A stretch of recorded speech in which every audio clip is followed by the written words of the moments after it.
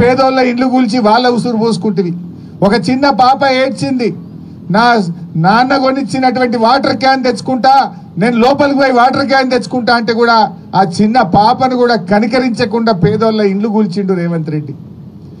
కేసీఆర్ది సాగు భాష అయితే రేవంత్ రెడ్డిది చావు భాష. కేసీఆర్ ఎప్పుడు మాట్లాడినా మిషన్ కాకతీయ కింద చెరువులు బాగు చేయమన్నాడు, వాగుల మీద చెక్ డ్యాములు కట్టమన్నాడు, ప్రాజెక్టులు కట్టమన్నాడు, రైతులకు నీళ్లు ఇవ్వమన్నాడు, రైతులకు నీటి తీరువా రద్దు చేసిన భాష కేసీఆర్ది. రేవంత్ రెడ్డి మాట్లాడితే ఏమవుతాడు? ఏది పేగులు వీక్తా, మెడలేసుకుంటా, నేను తొండలు సొర్రగొడతా, తొక్కుతా, సంపుతా, సీరుతా, బట్టలు కూడా వీక్తా, గిద్దప్ప సాగు భాష తప్ప ఒక్క మంచి భాష మాట్లాడిండా ముఖ్యమంత్రి? కేసీఆర్ది సాగు భాష, రేవంత్ రెడ్డిది చావు భాష. ఇంతకు మించి నువ్వు చేసింది ఏమున్నది రేవంత్ రెడ్డి అని అడుగుతా ఉన్నా. ఇవాళ ఈయన పని ఢిల్లీలో కూడా అయిపోయింది. మొన్న బీసీల ధర్నా అని ఢిల్లీకి పోయిండు, ధర్నా పెట్టిండు. ధర్నాకు రేవంత్ రెడ్డి ఏం చెప్పిండు? నేను రాహుల్ గాంధీని తోలుకొత్తా, ప్రధానమంత్రిని ఒప్పిస్తా, పార్లమెంట్లో బిల్లు పాస్ చేపిస్తా అని మాట్లాడిండు. కానీ ఢిల్లీ దాకా పోయినాక అర్థమైంది ఏంది? ఈయన పిలిస్తే రాహుల్ గాంధీ రాలే. ఈయన ధర్నా పెడితే ఈయన పార్టీ నాయకుడు రాహుల్ గాంధీ ఢిల్లీలో ఉండి ధర్నాకు రాలే, అపాయింట్మెంట్ కూడా ఇయ్యలే ఈయనకు. లాస్ట్కి ఈయన వాపస్ వచ్చిండు. ఈయన వచ్చినాక తెల్లారి మాత్రం మిగతా పిసిసి అధ్యక్షుడు, ఉప ముఖ్యమంత్రిని అందరినీ పిలిచి సోనియా గాంధీ ఫోటోలు దిగింది, రాహుల్ గాంధీ ఫోటోలు దిగింది. రేవంత్ రెడ్డికి మాత్రం తలుపులు బంద్ పెడుతున్నారు. ఈయనని కలుస్తలేరు, వాళ్ళని పిలిచి ఫోటోలు దిగింది తప్ప ఈయన పిలిస్తే ధర్నాకు రాలే, ఈయన కలుస్తారంటే తలుపులు తెరవలే. ఇది ఇలా రేవంత్ రెడ్డి పరిస్థితి అయిపోయింది. ఇంకా గమ్మతి, నేను నిన్న చూసిందంటారు మీరు అందరు కూడా. ఆ ఉప ముఖ్యమంత్రి ఏదో స్టేట్మెంట్ ఇచ్చిండు. ఈ రాష్ట్ర కాంగ్రెస్ పార్టీ ఇన్ఛార్జ్ మీనాక్షి గారు ఆదేశించిందట, ఉప ముఖ్యమంత్రి హెచ్సియు విద్యార్థుల మీద కేసులు ఎత్తేస్తున్నాము అని చెప్పిండు. మరి పెట్టిందేవాడు? కేసులు పెట్టిందేవాడు? పెట్టిందేమో ముఖ్యమంత్రి, ఆయన్నే హోంమంత్రి, ఆయన్నే ముఖ్యమంత్రి రేవంత్ రెడ్డి. రేవంత్ రెడ్డి కేసు పెట్టడట, బట్టి విక్రమార్క కేసులు ఎత్తేస్తారట. ఇదేమి రాజ్యము? అసలు కోక తుక్కనాడి అంట చూడు, తోక కుక్కనాడిస్తుందా, కుక్క తోకనాడిస్తుందా?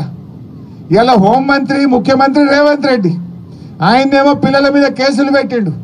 ఇవాళ పిల్లల్ని తెచ్చి సంగారెడ్డి జైలు వేసింది రేవంత్ రెడ్డి. ఉప ముఖ్యమంత్రి అంటాడు లేలే కేసులు ఎత్తేస్తున్నాం, పిల్లల్ని విడుదల చేస్తున్నాం అంటాడు. ఇలా ఎవరిది నడుస్తుంది? అసలు గవర్నమెంట్ ఇట్లా ఉంటుందా? గవర్నమెంట్కి ఒక పద్ధతి ఉండదా? మరి నేను రేవంత్ రెడ్డి అడుగుతున్నా, నువ్వు అక్రమంగా కేసు పెట్టినావు, నువ్వు తప్పుడు కేసు పెట్టినావని నీ ఉప ముఖ్యమంత్రి వాళ్ళని జైలుకి వెళ్ళి విడుదల చేయమన్నాడు. మరి నువ్వు క్షమాపణ చెప్పు. రేవంత్ రెడ్డి నీ ఉప ముఖ్యమంత్రే చెప్పిండు, నువ్వు ఆ పిల్లల మీద అక్రమంగా కేసు పెట్టినావు, ఆ పిల్లలను అక్రమంగా జైల్లో పెట్టినావు, ఇది తప్పు అని నీ ఉప ముఖ్యమంత్రి క్యాబినెట్ మిత్రులందరూ కలిసి వాళ్ళని జైలుకి వెళ్ళి విడుదల చేయమన్నాడు. కేసు పెట్టింది నువ్వే కదా రేవంత్ రెడ్డి. మరి నువ్వు రేవంత్ రెడ్డి, నేను డిమాండ్ చేస్తున్నా, నువ్వు అక్రమ కేసు పెట్టినందుకు రాష్ట్ర హోంమంత్రిగా, రాష్ట్ర ముఖ్యమంత్రిగా హెచ్సియు పిల్లలకు బేషరతుగా క్షమాపణ చెప్పాలని చెప్పి నేను ఈరోజు రేవంత్ రెడ్డి డిమాండ్ చేస్తా ఉన్నా. అసలు నీ పరిస్థితి ఆగమైపోయింది. నువ్వు ఏం చెప్తున్నావో మీ మంత్రులే ఈయన పరిస్థితి ఏర్పడ్డది. అంతా ఆగమాగం. రేవంత్ రెడ్డి పాలన సగం సగం ఆగమాగం, ఏది చూసినా సగం సగం, అంతా ఆగమాగం. మూసి మూసి అన్నాడు, 3 నెలలు ఉరికిండు, ఎల్లెలకెళ్ళ పడ్డాడు. హైడ్రా హైడ్రా అన్నాడు, 6 నెలలు ఉరికిండు, ఎల్లెలకెళ్ళ పడ్డాడు. ఏదన్నా ఒక్కటన్నా కొనెళ్ళిందా?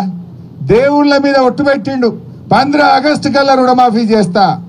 అటున్న సూర్యుడు ఇటు పొడిచిన, భూమి ఆకాశం ఒక్కటైనా 15 ఆగస్టుకు రుణమాఫీ ఆగది, మొత్తం చేస్తా అన్నాడు. చేసిండా?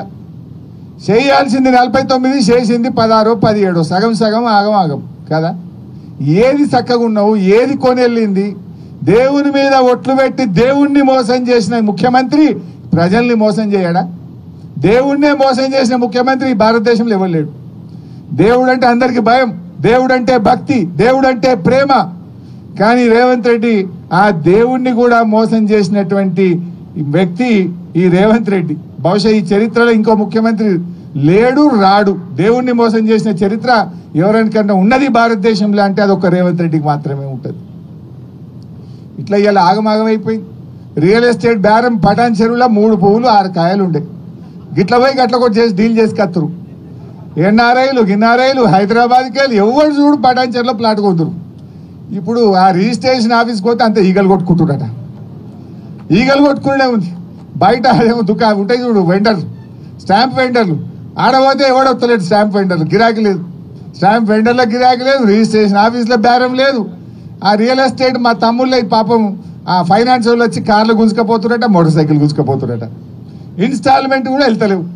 అంత ఆగమైపోయింది. కేసీఆర్ 10 ఏళ్ళు ఉంటే పెరుగుడే పెరుగుడు, పెరుగుడే పెరుగుడు. రేవంత్ రెడ్డి వస్తే దిగుడే దిగుడు, దిగుడే దిగుడు అయిపోయింది. అంత ఆగం. ఎవరిని చూసినా ఆగమే. రైతులు చూసినా పరేషానే ఉన్నారు, బేరాలు చూసినా పరేషానే ఉంది, రియల్ ఎస్టేట్ చూసినా పరేషానే ఉంది. ఏదన్నా ఒకటి చక్కగా చేసినా రేవంత్ రెడ్డి అన్ని ఆగమాగం. ఏమనంటే ఆర్ఆర్ ట్యాక్స్ అంటివి, మెట్రో రైలు రద్దంటివి, ఫార్మాసిటీ రద్దంటివి. ఒక్కటన్నా చక్కగా చేస్తే కదా, నువ్వు సరిగా చేస్తే గిట్లుంటుందా? బంగారు పల్లెంలో పెట్టి అద్భుతమైన ప్రగతితో తెలంగాణని చేతిలో పెట్టిండు కదా కేసీఆర్. నువ్వు ఇవాళ మొత్తం తెలంగాణను ఆగం పట్టిస్తున్నావు. ఎసొంటి తెలంగాణ ఎట్లా చేస్తున్నావు?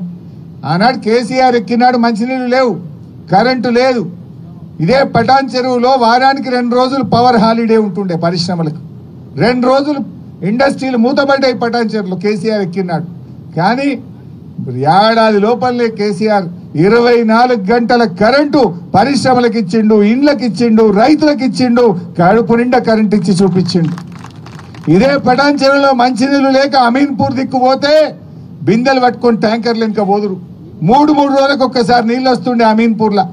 బొల్లారంలో అంతా కలుషితమైన నీళ్లు ఉంటుండే.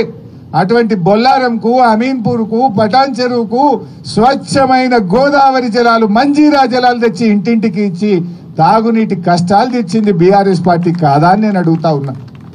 ఏం చేసినావు రేవంత్ రెడ్డి? 1,00,000